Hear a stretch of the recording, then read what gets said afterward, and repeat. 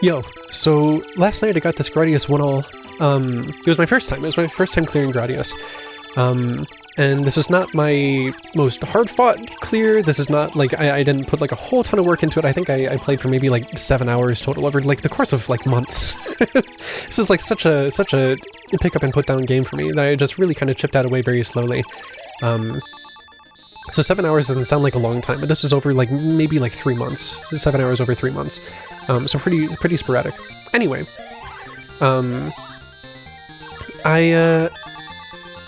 yeah, so not my hardest clear, I didn't put a whole ton of work into it, but it is very personal to me, in that it made me realize a lot of stuff. And taught me a lot of things, in the way that shooting games tend to, right?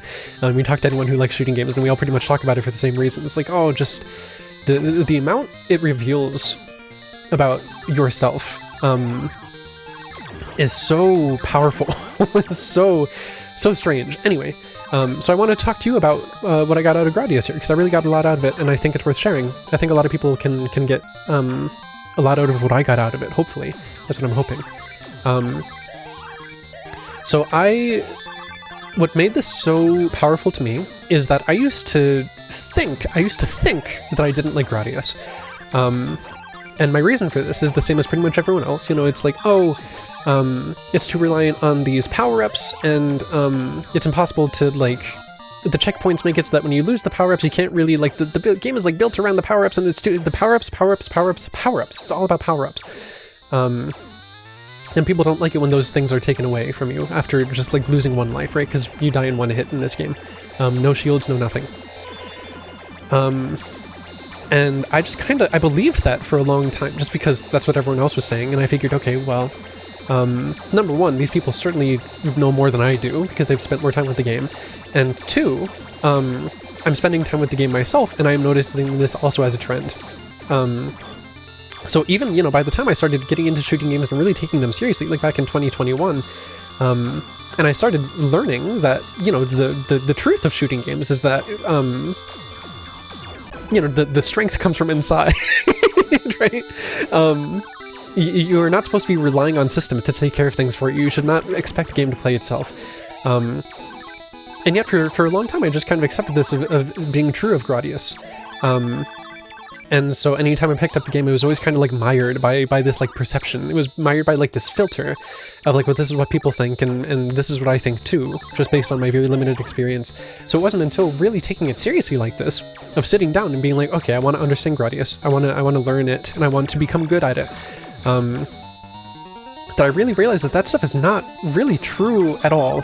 There will be times in this clear where I'm going to be losing lives, and I'm going to be recovering, and I'm going to have backup plans, I'm going to be struggling, and I'm going to be sight reading and all this kind of stuff, and it's all like perfectly doable, right? It's all just about like game knowledge, right? But so this is really my main point, is that when people talk about Gradius, and they talk about Gradius Syndrome, right? They talk about this process of losing and being stuck at checkpoints and having, like, being underpowered. They call this Gradius Syndrome, right? What I came to realize is that Gradius Syndrome is not anything that the game itself is doing. It's a matter of mismatched expectations, right? It's players coming in and expecting the game to treat them a certain kind of way, and then getting upset at the game when that expectation is not met. Notice at no point is the game like betraying expectations it itself is establishing, right? There's nothing Gradius is doing that is like making players expect this. It's just that players are coming into this game wanting to beat it, wanting to see the end, and getting upset that the game is getting in the way of them seeing the end, right? And that's just not that's just not what Gradius really is trying to do, right? It's not trying to get you to see the end. Like all action games and all shooting games and anything like this, the point is not to get to the end, it's to enjoy the process of playing the game, because the games are fun, so we like to play them, right? So when people talk about Gradius Syndrome, they're not talking about anything that the game itself is doing. They're talking about their own perception of how they're interfacing with the game, and how the game is not the game is like grinding, the reality of the game is like grinding against the fantasy of what people want to believe the game should be, right? And so therefore, Gradius Syndrome is when people believe Gradius Syndrome exists. Do you know what I'm saying? Gradius Syndrome is not anything like tangible or real that Gradius itself is doing. It is the phenomenon of people believing that a game is like behaving a certain kind of way when it never intended to be that way to begin with, right? Gradius Syndrome is completely psychological. It is nothing tangible. There's nothing the game is doing. It's all in the mind. And so the more I played Gradius, the more I really kind of came to terms with this, because I haven't died yet, but I will be eventually, trust me.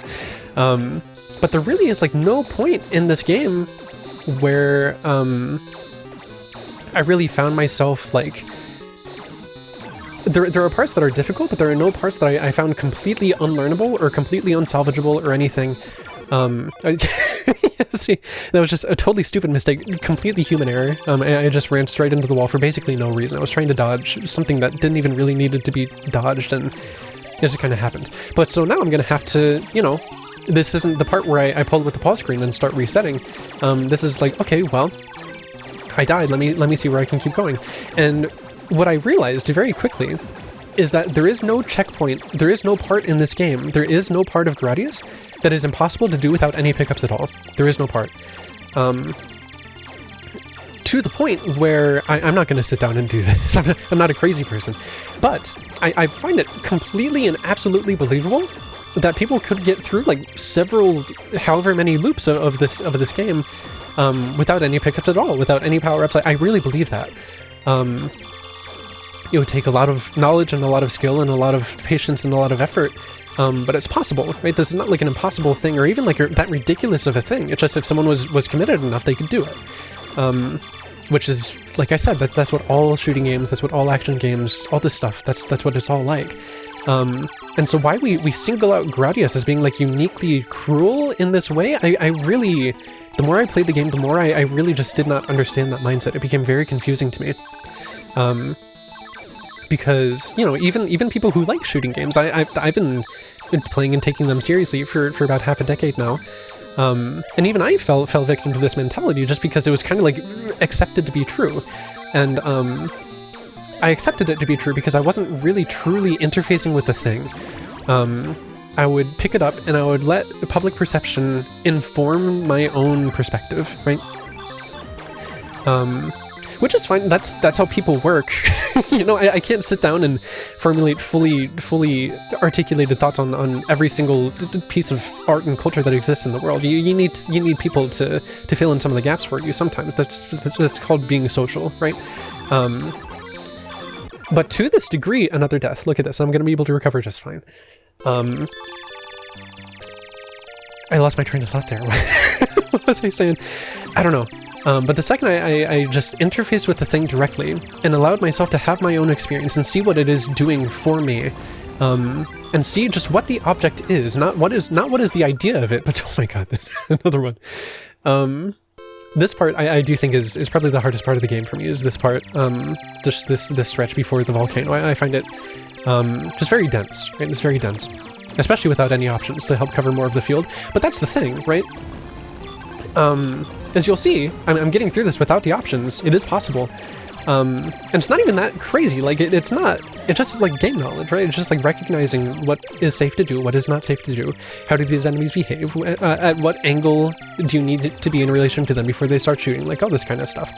It's just game knowledge. And so here's the problem when we start talking about Gradius Syndrome, is when people start getting so reliant on power-ups and pickups and the game doing the heavy lifting for them, then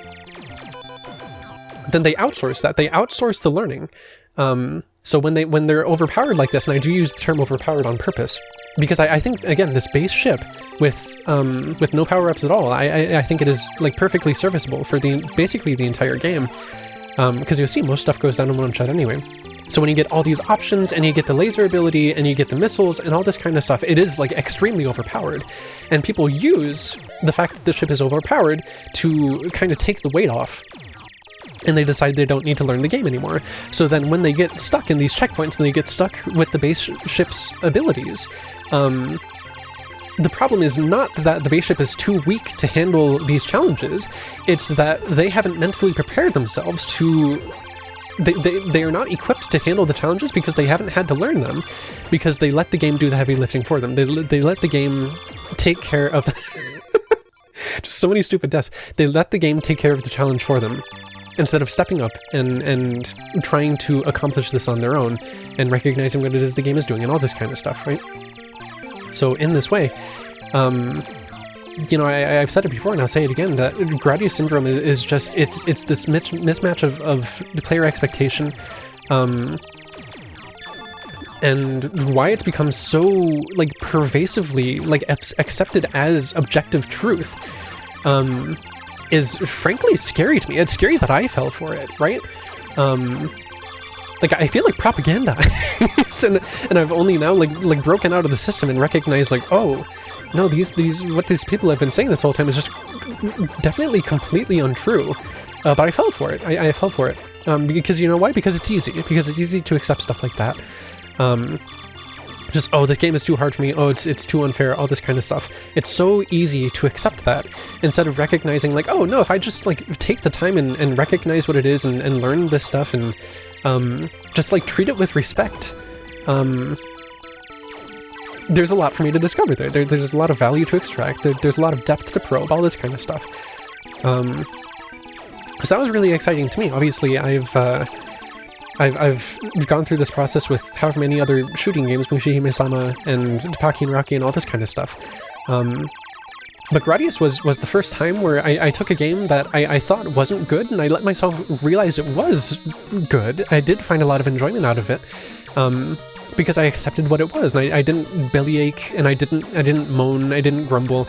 I just recognized, like, okay, this is what the object is, and when I just give it the time it wants, like, it's going to reveal itself to me, and then it did, right? So this whole concept of Gradius Syndrome and games being, like, inherently unfair and, like, stuff being, like, unlearnable and, like, it's like too punishing and all this kind of stuff, it's completely fake. It's completely fake. I want to talk also about the idea of punishment to begin with, because I have believed this for a long time, but Gradius only cemented this belief further.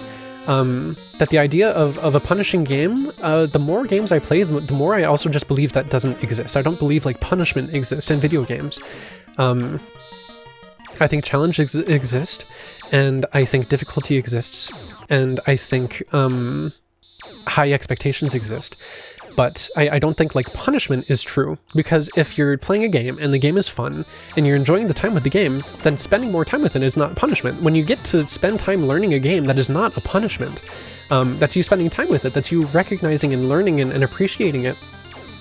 In the same way that you learn and recognize and appreciate people the more time you spend with them, right? It's really like a real relationship that's being formed there, like a real, like, emotional, like a bond, right? A bond is forming. And that can't happen if you don't need to apply yourself and, like, listen. If you don't need to listen, that doesn't happen. So why Gradius in particular gets singled out as, like, being, like, uniquely cruel and people don't take the time to listen to it and form that bond was, it's been really strange for me to think about. And so hopefully you can see, if there's anyone out there watching this and saying that Gradius is, like, too hard for them, and, oh, I could never do anything like that. I could never once you see Gradius or anything, or just get through, like, a single loop or whatever. You know, I hope you can see that I've died many times in this run, and I'll die a few more too. That's not the end of that.